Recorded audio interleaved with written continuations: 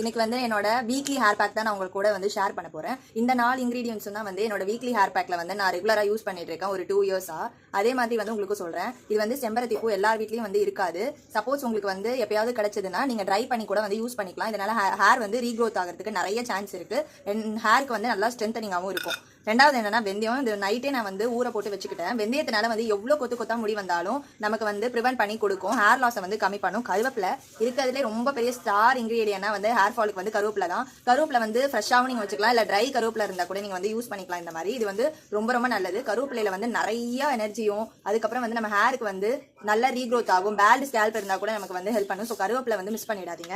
சின்ன வெங்காயத்துல வந்து anti accident அதிகமா இருக்கிறதுனால தலையில வந்து புழுவெட்டு, அதுக்கப்புறம் டேண்ட்ரஃப், அந்த மாதிரி எல்லாம் நிறைய ப்ராப்ளம்ஸ் இருந்தா எல்லா சொல்யூஷனாகவும் இருக்கும். இதை வந்து நீங்க எல்லாத்தையும் மிக்ஸ் பண்ணி வந்து பேஸ்ட் மாதிரி ரெடி பண்ணி உங்க ஹேர்ல வந்து நீங்க அப்ளை பண்ணுங்க வீக்லி ஒன்ஸ். இந்த மாதிரி நீங்க 3 வீக்ஸ் ட்ரை பண்ணிட்டு உங்களோட ரிசல்ட் எப்படி இருந்ததுன்னு எனக்கு கமெண்ட் பண்ணுங்க. தேங்க்யூ.